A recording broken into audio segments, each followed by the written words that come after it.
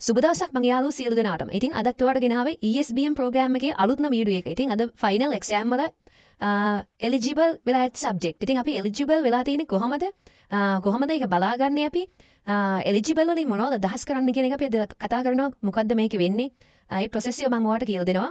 ඉතින් අපි බලමු ඉස්සෙල්ලාම ඔයාගේ සබ්ජෙක්ට් ඔක්කොම එලිජිබල් කියලා පෙන්නනවද කියලා. ඔයාගේ එක සබ්ජෙක්ට් එකක් හරි දෙකක් හරි තුනක් හරි එලිජිබල් නැත්නම් ඔයාලට කරන්න ඕන දේවල් මම ඔයාලට කතා කරනවා.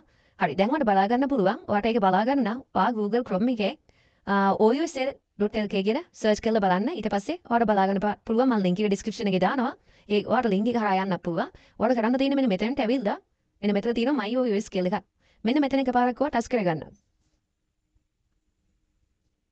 හරි දැන් මේ වගේ තැනකට එනවා. ඔයාලට බලා ගන්න පුළුවන් The Open University Sri Lanka කියලා තියෙනවා. ඊට පස්සේ ඔයාගේ user login එක දෙන්න ඕන.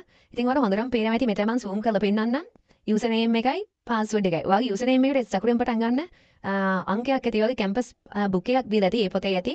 ඒ වගේම ඔයාගේ ID අංකය තමයි දෙවෙනියට දාන්න ඕන password එක විදියට. හරි. ඊට පස්සේ දැන් මෙන්න මෙතන username එකයි password එකයි මෙතනට type කරගෙන මෙතන login button එක touch කරගන්නවා. හරි දැන් ඔයාලට බලා ගන්න පුළුවන් යාළුවනේ. ඔයාගේ මේ මෙන්න මෙතන login වුණාට පස්සේ ඔයාගේ student ID number එක තියෙනවා. මෙතන ඔයාගේ national ID number එක තියෙනවා. ඔයා බලන්න student ID number එකයි national ID number එකයි ඔයාගේමද කියලා. හරි ඊට පස්සේ ඔයාලට කරන්න තියෙන්නේ මම මේක zoom කරලා පෙන්නන්නම් ඔයාලට කොහොමද කරන්නේ කියන එක.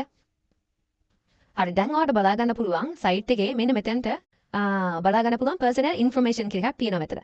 ඒකේ යටතේ තියෙනවා result කියන එකක්. මේ තියෙන්නේ. මේ result කියන තැන එකපාරක් ඔයා touch කරලා ගන්න. හරි දැන් ඔයාලට බලා ගන්න පුළුවන් මෙන්න මේ විදිහට result කියන එක මෙන්න මෙතනින් පෙන්නනවා.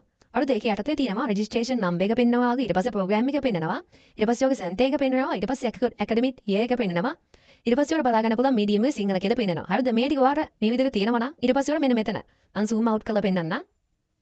හරි මෙතන ඔයාලට බලා ගන්න පුළුවන් මෙතන තියෙනවා මෙන්න මෙතන. මෙතන තියෙනවා result history කියලා. හරිද? මම ඔයාලට ඒක zoom කරලා පෙන්නන්නම් result history. හරි මේ තියෙන result history කියලා මේ තියෙන්නේ මෙතන. මම round කරලා වෙන්නන්නම්. මේ තියෙන්නේ මෙන්න මෙතන එකපාරක් ඔයා ටච් කරන්න මේ නිල් පාටින් පෙන්නන තියෙනවා ඉඩක් එක්ක. අන්න එතන එකපාරක් ඔයා ටච් කරගන්නවා.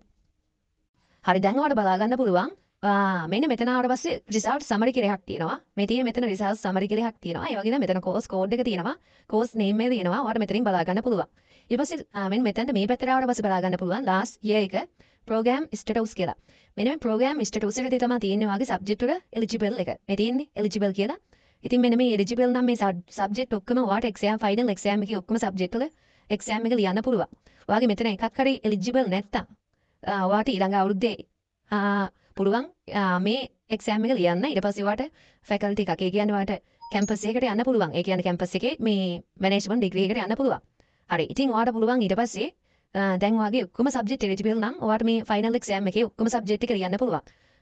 subject වල මොනවා හරි ප්‍රශ්නයක් තියෙනවා නම් ඔයාගේ center එකේ coordinator සම්බන්ධ කරගන්න පුළුවන්. හරි ඉතින් ඔයාලට එච්චරයි අපිට දැනවත් කරන්න තියෙන්නේ.